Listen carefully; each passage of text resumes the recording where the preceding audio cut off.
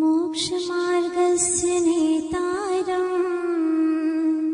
भेत्तारं कर्मभूभृताम् ज्ञातारं विश्वतत्त्वानां वन्दे तत्गुणलब्धये। त्रैकाल्यं द्रव्यषट्कम् नवपदसहितं जीवषट्कायनेशा पञ्चान्ये चास्तिकाया व्रतसमितिगति ज्ञानचारेत्रभेदाः इत्येतन्मोक्षमूलम् त्रिभुवनमहिते प्रोक्तुमर्हद्भिरीशैः प्रत्येति श्रद्दधाति स्पृशति च मतिमान्यः स वै शुद्धद्रष्टि। सिद्धे जयप्रसिद्धे चौविहाय राहिणाफलं पत्ते वन्दिता अर्हन्ते वोच्छम् आराहणाकमसो ओज्जोवणमोज्जवणम् निवहनं साहणं च नीच्छरणम् दंसननाणचरितं तवाणमाराहणाभणिया। सम्यक् दर्शनज्ञान चारित्राणि मोक्षमार्गः। तत्त्वार्थ श्रद्धानन् सम्यक् दर्शनं तन्निसर्गा दधिगमाद्वा जीवा जीवाश्रव बंध संवर निर्जरा मोक्षास्तत्वम् नामस्थापना द्रव्य भावतस्तन्यासः प्रमाणनयैरधिगमः निर्देशस्वामित्व साधनाधिकरणस्थिति विधानतः सत्संख्या क्षेत्र स्पर्शन कालांतर भावाल्प बहुत्वैश्च मतिश्रुतावधि मनः पर्यै केवलानि ज्ञानम् तत्प्रमाणे आद्ये परोक्षं प्रत्यक्ष मन्यत् मतिः स्मृतिः संज्ञा चिन्ताभिनिबोध इत्यनर्थान्तरम् तदिन्द्रियानीन्द्रियनिमित्तम् अवग्रहे हावाय धारणाः बहुविध क्षिप्रानिः श्रुतानुक्तध्रुवाणां सेत्राणाम् अर्थस्य व्यञ्जनस्यावग्रहः न चक्षुरनेन्द्रियाभ्याम् श्रुतं मतिपूर्वन् द्वयनेकद्वादशभेदम् भवप्रत्ययोवधिर्देवनारकाणाम् क्षयोपशम निमित्तः षड्विकल्पः शेषाणाम् ऋजुविपुलमति मनः पर्ययः विशुद्ध्य प्रतिपाताभ्याम् तद्विशेषः विशुद्धिक्षेत्र स्वामी विषयेभ्यो वधि मनः पर्ययोः मतिश्रुतियोर्निबन्धो द्रव्येष्वसर्वपर्यायेषु रूपीष्ववधेः तदनन्तभागे मनः पर्ययस्य सर्वद्रव्यपर्यायेषु केवलस्य एकादीनि भाज्यानि युगपदे कस्मिन्नाचतुर्भ्यः मतिश्रुतावधियो विपर्ययश्च सदसतो रविशेषाद्यत्रच्छोपलब्धेरुन्मत्तवत् नैगं संग्रह व्यवहारार्जुसूत्र शब्द समभिरूढैवम्भूता नयाः इति तत्त्वार्थसूत्रे मोक्षशास्त्रे प्रथमोऽध्यायः। नमो नमः। औपशमिकक्षायिको भावो मिश्रश्च जीवस्य स्वतत्त्वमौदैकपारिणामिकौ च द्विनवाष्टादशैकविंशतित्रिभेदा यथाक्रमम् सम्यक्त्व चारित्रे ज्ञान दर्शन दान लाभ भोगोपभोग वीर्याणि च ज्ञानाज्ञान दर्शन लब्धयश्चतुस्त्री त्रिपञ्चभेदाः सम्यक्त्व चारित्र संयमा संयमाश्च गति कषाय लिंग मिथ्या दर्शना ज्ञाना संयता सिद्ध लेश्याश्चतुश्चतुस्त्रे कैक षट्भेदाः जीव भव्या भव्यत्वानि च उपयोगो लक्षणम्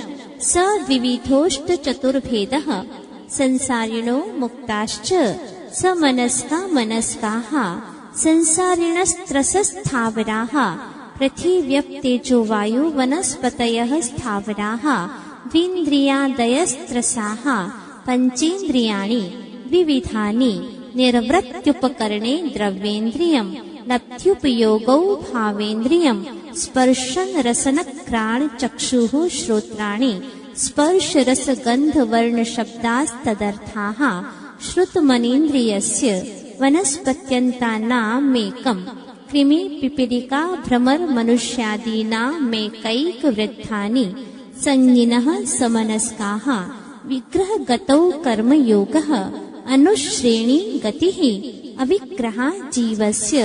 विग्रहवती च संसारिणः प्राक् चतुर्भ्यः एकसमया विग्रहा एकं द्वौ त्रीन् वा नाहारकः सम्मूर्च्छन् गर्भोपपादा जन्म सचित्त शीत संवृताः सेतरा मिश्राश्चैकशस्तद्योनयः जरायु चाण्डच पोतानां गर्भः देवनारकाणामुपपादः शेषाणां सम्मूर्च्छनम् औदारिक वैक्रीकाहारक तेजस कार्मणानि शरीराणि परं परं सूक्ष्मं प्रदेशतो संख्ये गुणं प्राप्त तेजसात् अनंत गुणे परे अप्रतिघाते अनादि संबंधे च सर्वस्य तदादीनि भाज्यानि युगपदे कस्मिन्ना चतुर्भ्यः निरुपभोग मन्त्यं गर्भ सम्मूर्च्छनज माद्यम् औपपादिकं वैक्रियकं लब्धि प्रत्ययञ्च तेजस्मपि शुभं विशुद्धमव्याघाते चाहारकं प्रमत्त संयतस्यैव नारक सम्मूर्छिनो नपुंसकानि न देवाः शेषास्त्रिवेदाः औपपादिक चर्मोत्तम देहा संख्ये वर्षायुषो नपवर्त्यायुषः इति तत्त्वार्थ सूत्रे मोक्ष शास्त्रे द्वितीयोऽध्यायः। नमो नमः। रत्न शर्करा बालू का पंक धूम तमो महातमः प्रभा भूमयो घनाम्बो वाताकाश प्रतिष्ठाः सप्ताधोधः तासु 30 पंचविंशति पंचदश दश त्रिपंचोनैक नरकशत सहस्राणि पंच चैव यथाक्रमम् नारका नित्या शुभतरलेश्या परिणाम देह वेदना विक्रियाः परस्परो दीरित दुःखाः संक्लिष्टासुरोदीरित दुःखाश्च प्राक् चतुर्थ्याः तेष्वेकत्रिसप्तदश सप्तदश द्वाविंशति त्रयस्त्रिंशत् सागरोपमा सत्त्वानां परास्थितिः जम्बूद्वीप लवणोदादयः शुभनामानो द्वीप समुद्राः द्विर्विष्कम्भाः पूर्व परिक्षेपिणो वलयाकृतयः तन्मध्ये मेरुनाभिर्वृत्तो योजन शतसहस्र विष्कम्भो जम्बूद्वीपः भरत हैमवत हरिविदेह रम्यक हैरण्यवतैरावत वर्षाः क्षेत्राणि तद्विभाजिनः पूर्वापरायता हिमवन् महाहिमवन् निषध नील रुक्मी शिखरिणो वर्षधर पर्वताः हेमार्जुन तपनीय वैडूर्य रजत हेममयाः मणि विचित्र पार्श्वा उपरि मूले च तुल्य विस्ताराः पद्म महापद्म तिकिंच केसरी महापुंडरीक पुंडरीका हृदास्तेषामुपरि प्रथमो योजन सहस्रायामस्तदर्ध विष्कम्भो हृदः 10 योजनावगाहः तन्मध्ये योजनं पुष्करम् तद्विगुण द्विगुणा हृदाः पुष्कराणि च तन्निवासिन्यो देव्यः श्री ह्री धृति कीर्ति बुद्धि लक्ष्म्यः पल्योपमस्थितयः ससामानिक परिषत्काः गंगा सिंधु रोहित द्रोहितास्य हरिद्धरिकान्ता सीता सीतोदा नारी नरकान्ता सुवर्ण रूप्य कूला रक्ता रक्तोदाः सरितस्तन्मध्यगाः द्वयोर्द्वयोः पूर्वाः पूर्वगाः शेषास्त्वपरगाः 14 नदी सहस्र परिवृता गंगा सिन्ध्वादयो नद्यः भरतः 26 पंचयोजन शत विस्तारः षट्चैकोनविंशति भागा योजनस्य तद्विगुण द्विगुण विस्तारा वर्षधर वर्षा विदेहान्ताः उत्तरा दक्षिण तुल्याः भर्तैरावत्योर्वृद्धिर्हासौ षट्सम्याभ्यामुत्सर्पिण्यवसर्पिणीभ्यां ताभ्यामपरा भूमियोऽवस्थिताः एकदद्वित्रिपल्योपमस्थितयो हैमवतकहारी वर्षक दैव कुर्वकाः तथोत्तराः विदेहेषु संख्ये कालाः भरतस्य विष्कम्भो जम्बूद्वीपस्य 90 शतभागः द्विर्धातकी खण्डे पुष्करार्थे च प्राङ्मानुषोत्तरान् मनुष्याः आर्याम्लेच्छाश्च भर्तैरावत विदेहाः कर्मभूमियो यत्र देव कुरुत्तर कुरुभ्यः त्रिस्थिते परावरे त्रिपल्योपमान्तरमुहूर्ते तिर्यग्योनि जानाञ्च इति तत्त्वार्थसूत्रे मोक्षशास्त्रे तृतीयोऽध्यायः। नमो नमः। देवाश्चतुर्निकायाः आदितस्त्रिषु पीतान्तलेश्याः दशाष्टपञ्चद्वादश विकल्पाः कल्पोपपन्नपर्यन्ताः इन्द्रसामानिकत्रायस्त्रिंश पारिषदात्मरक्षलोकपालानेक प्रकीर्णकाभियोग्य किल्बिषिकाश्चैकशः त्रायस्त्रिंश लोकपालवर्ज्याव्यन्तर्ज्योतिष्काः पूर्वयोर्द्वीन्द्राः कायप्रविचारा ऐशानात् शेषाः स्पर्शरूप शब्द मनः प्रविचाराः परे प्रविचाराः भवनवासिनो सुरनाग विद्युत् सुपर्णाग्नि वातस्तनितो दधि द्वीप्तिकुमाराः व्यन्तराः किन्नर किंपुरुष महोरक गन्धर्व यक्ष राक्षस भूत पिशाचाः ज्योतिष्काः सूर्या चन्द्रमसौ ग्रह नक्षत्र प्रकीर्ण तारकाश्च मेरु प्रदक्षिणा नित्यगतियो नृलोके तत्कृतः कालविभागः बहिरवस्थिताः वैमानिकाः कल्पोपपन्नाः कल्पातीताश्च उपर्युपरि सौधर्मैशान् सानत्कुमार माहेन्द्र ब्रह्म ब्रह्मोत्तर लान्तव कापिष्ट शुक्र महाशुक्र शतार सहस्रारे श्वानत् प्राणतियो रारणाचितियोर्नवसु ग्रैवेयकेषु विजय वैजयन्त जयन्ता पराजितेषु सर्वार्थ सिद्धौ च स्थिति प्रभाव सुखत्युतिलेश्या विशुद्धीन्द्रियावधि विषयतोऽधिकाः गति शरीर परिग्रहाभिमानतो हीनाः पीत पद्म शुक्ललेश्यादित्रिशेषेषु प्राग्रैवेयकेभ्यः कल्पाः ब्रह्मलोकालया लौकान्तिकाः सारसतादित्य वहन्यरुण गर्दतोय तुषिता व्याबाधारिष्टाश्च विजयादिषु द्विचर्माः औपपादिक मनुष्येभ्यः शेषास्तिर्यग्योनयः स्थितिरसुरनाग सुपर्ण द्वीप शेषाणां सागरोपम त्रिपल्योपमार्धहीनमिताः सौधर्मैशानयोः सागरोपमेधिके सानत् कुमार माहेन्द्रयोः सप्त त्रिसप्तनवैकादश त्रयोदश पञ्चदशभिरधिकानि तु आर्णाच्युतादूर्ध्वमैकैकेन नवसु ग्रैवेयकेषु विजयादिषु सर्वार्थसिद्धौ च अपरापल्योपमधिकम् परतः परतः पूर्वा पूर्वानन्तरा नारकाणाञ्च द्वितीयादिषु 10 वर्षसहस्राणि प्रथमायां भवनेषु च व्यन्तराणाञ्च परापल्योपमधिकम् ज्योतिष्काणाञ्च तदष्टभागोपरा लौकान्तिकानामष्टौ सागरोपमाणि सर्वेषाम् इति तत्त्वार्थसूत्रे मोक्षशास्त्रे चतुर्थोऽध्यायः। नमो नमः। अजीवकाया धर्माधर्माकाश पुद्गलाः द्रव्याणि जीवाश्च नित्यावस्थितान्यरूपाणि रूपिणः पुद्गलाः आकाशादेक द्रव्याणि निष्क्रियाणि च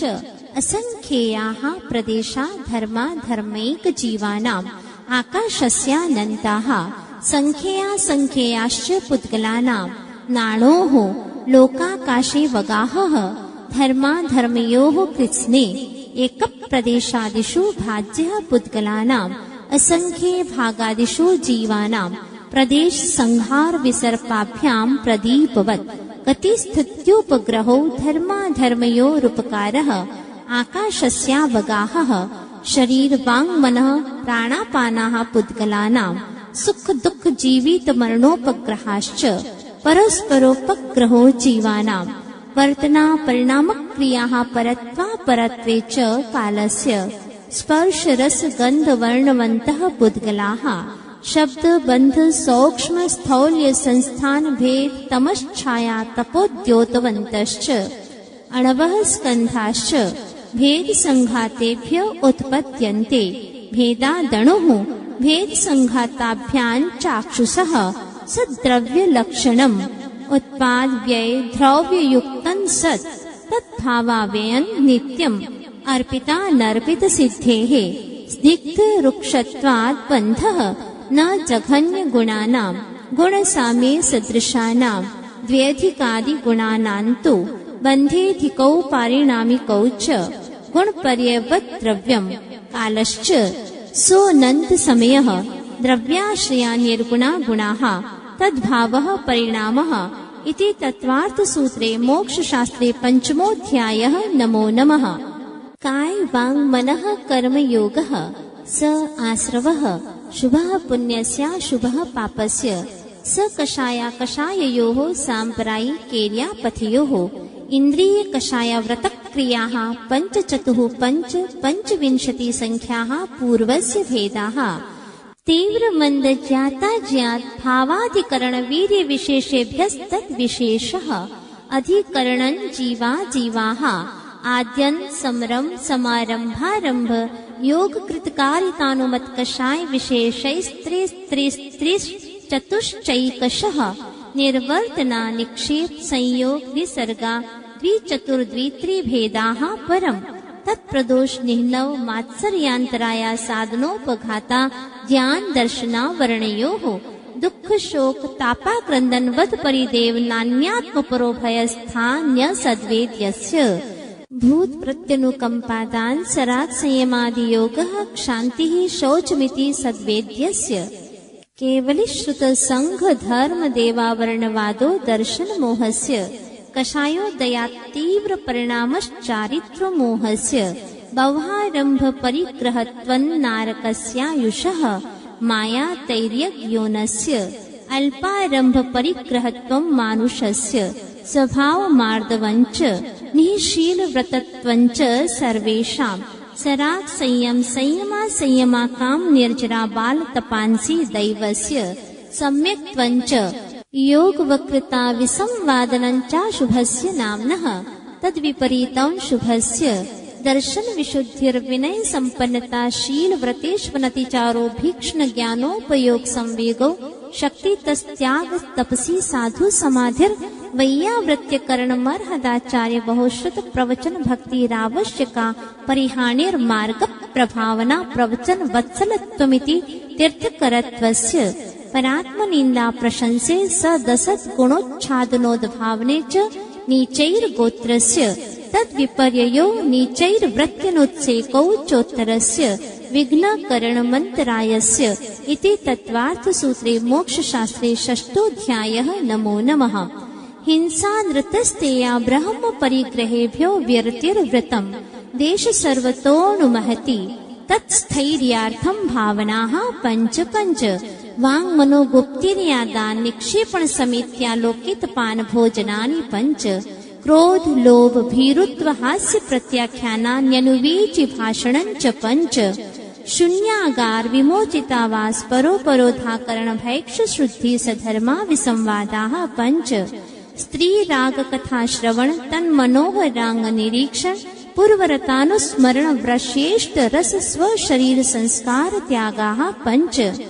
मनोज्ञेन्द्रिय विषय राग द्वेष वर्जनानि पञ्च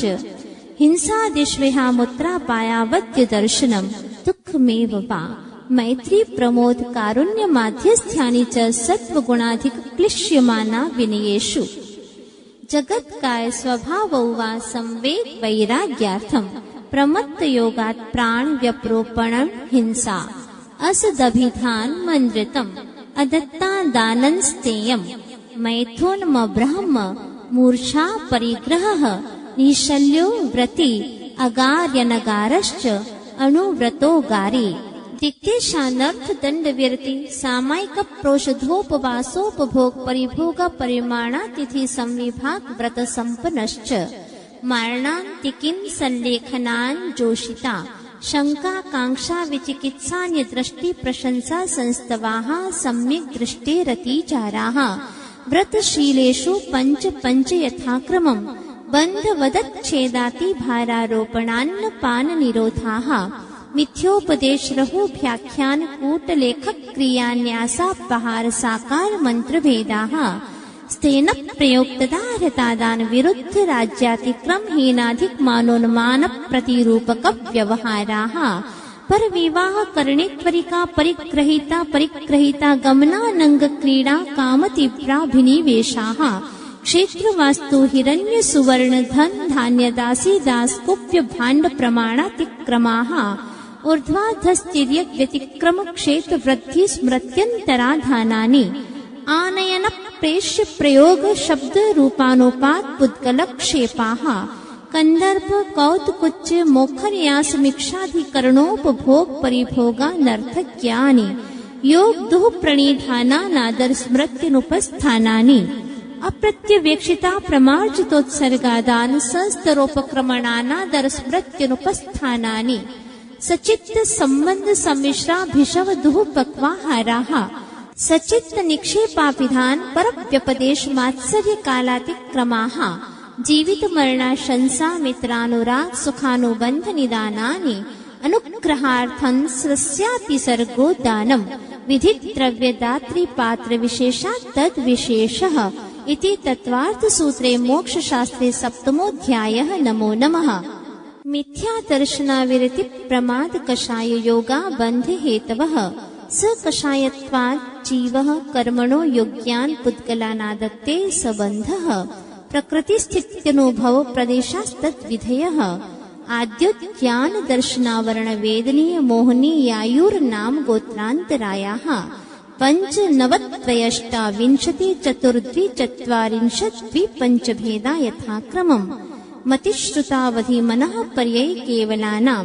चक्षुरवधि केवलानां निद्रा निद्रा निद्रा प्रचला प्रचला प्रचलास्त्यान् ग्रन्थयश्च सदसद् वेद्ये दर्शन चारित्र मोहनीया कषाय वेदनीयाख्यास्त्री द्विनव षोडश भेदाः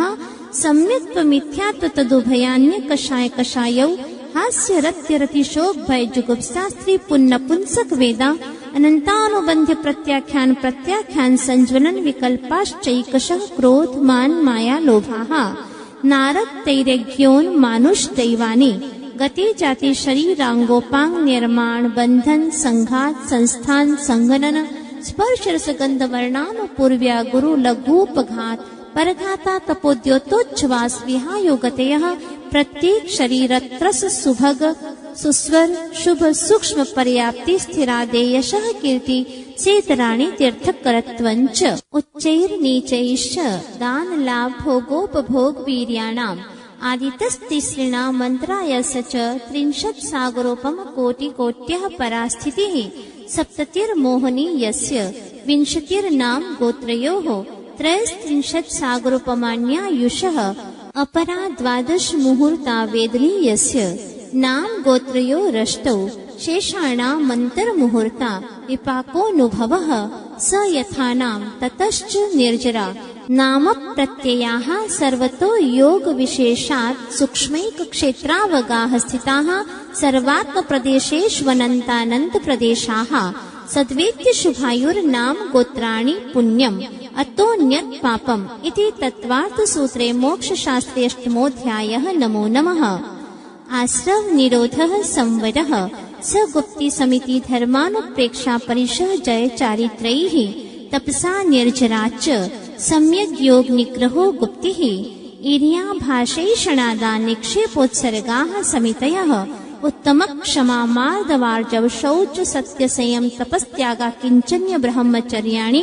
धर्मः अनित्या शरण संसारैकत्वा न्यत्वा शुच्यास्रव संवर निर्जरा लोकबोधि दुर्लभ धर्म स्वाख्या तत्त्वानुचिन्तन मनुप्रेक्षाः मार्गाच्यवन निर्जरार्थं परिशोढव्याः परिशहाः क्षुत्पिपासा शीतोष्ण दंशमशक नाग्न्या रतिस्त्रीचर्या निषद्या शय्या क्रोशवध याचना लाभ रोग तृण स्पर्शमल सत्कार पुरस्कार प्रज्ञा ज्ञाना दर्शनानि सूक्ष्म सांप्राय छद्मस्थ वीतरागयोश्चतुर्दश एकादश जिने पादर सांप्राये सर्वे ज्ञानावर्णे प्रज्ञा ज्ञाने दर्शन मोहान्तराययोर दर्शना लाभौ चारित्र मोहे नाज्ञा रतिस्त्री निषद्या क्रोश याचना सत्कार पुरस्काराः वेदनीये शेषाः एकादयो भाज्या युगपदे कस्मिन्नैकोनविंशतेः सामायिकच्छेदोपस्थापना परिहार विशुद्धि सूक्ष्म सांप्राय यथाख्यातमिति चारित्रम् अंशनाव मौदर्य वृत्ति परिसंख्यान रस परित्याग विविक्त शय्यासन कायक क्लेशा बाह्यं तपः प्रायश्चित्त विनय वैयावृत्य स्वाध्याय व्युत्सर्ग ध्यानान्युत्तरम् नव चतुर्दश पंचद्विभेदा यथाक्रमम् प्राक् ध्यानात् आलोचन प्रतिक्रमण तदुभय विवेक व्युत्सर्ग तपश्चेत परिहारोपस्थापनाः ज्ञान दर्शन चारित्रोपचाराः आचार्योपाध्याय तपस्वी शैक्षक ग्लान गण कुल संग साधु मनोज्ञानाम् वाचना प्रच्छनानुप्रेक्षाम्नाय धर्मोपदेशाः बाह्याभ्यन्तरोपद्योः उत्तम संगननस्यैकाग्र चिंता निरोधो ध्यान मांतर मुहूर्तात् आर्त रौद्र धर्म्य शुक्लानि परे मोक्ष हेतु आर्तम मनोज्ञस्य संप्रयोगे तद्विप्रयोगाय स्मृति समन्वाहारः विपरीतं मनोज्ञस्य वेदनायाश्च निदानञ्च तदविरत देशविरत प्रमत्त संयतानां हिंसा नृतस्तेय विषय संरक्षणेभ्यो रौद्रमविरत देशविरतयोः आज्ञापाय विपाक संस्थान विचयाय धर्म्यम् शुक्ले चाद्ये पूर्वविदः परे केवलिनः पृथक्त्वैकत्व वितर्क सूक्ष्म क्रिया प्रतिपाद्य विपरीत क्रिया निवर्तीने त्रेक योगा योगा योगानाम् एकाश्रय सवितर्क विचारे पूर्वे अविचारं द्वितीयम् वितर्कः श्रुतम् विचारोर्थ व्यंजन योग संक्रांतिः सम्यक दृष्टि श्रावक व्यर्थानंत वियोजक दर्शन मोह क्षपकोप शमकोप शांत मोह क्षपक क्षीण मोह जिनाः क्रमशो संख्ये गुण निर्जराः पुलाक बकुश कुशील निर्ग्रंथ स्नातका निर्ग्रंथाः संयम श्रुत प्रतिसेवना तीर्थ लिंग लेशोपपाद स्थान विकल्पतः साध्याः इति तत्वार्थ सूत्रे मोक्ष शास्त्रे नवमोऽध्यायः। नमो नमः। मोहक्षयाज्ञान दर्शनावर्णान्तराय क्षयाच्च केवलम् बन्ध हेत्व भाव निर्जराभ्यां कृष्ण कर्म विप्रमोक्षो मोक्षः औपशमिकानि भव्यत्वानाञ्च अन्यत्र केवल सम्यक्त्व ज्ञान दर्शन सिद्धत्वेभ्यः तदनन्तर मूर्ध्वं गच्छत्यालोकान्तात् पूर्वक प्रयोगादसंगत्वात् बन्धच्छेदात् तथा गति परिणामाच्च आवित्त कुलाल चक्रवत् व्यपगत लेपालाम्बु वदेरण्ड बीज वदग्नि शिखावच्च धर्मास्तिकाया भावात् क्षेत्र काल गति लिंग तीर्थ चारित्र प्रत्येक बुद्ध बोधित ज्ञानावगाहनान्तर संख्याल्प बहुत्वतः साध्याः इति तत्वार्थ सूत्रे मोक्ष शास्त्रे दशमोऽध्यायः। नमो नमः। अक्षर मात्र पदस्वरहीनं व्यञ्जन संधि विवर्जित रेफं साधु विरत्रमक्षमितव्यं को न विमुह्यति शास्त्र समुद्रे दशाध्याये परिच्छिन्ने तत्त्वार्थे पठिते सति फलं स्यादुपवासस्य भाषितं मुनिपुङ्गवैः तत्त्वार्थसूत्रकर्तारं गृध्रपिच्छोपलक्षितम् वन्दे गणेन्द्रसञ्जात उमास्वामी मुनीश्वरम्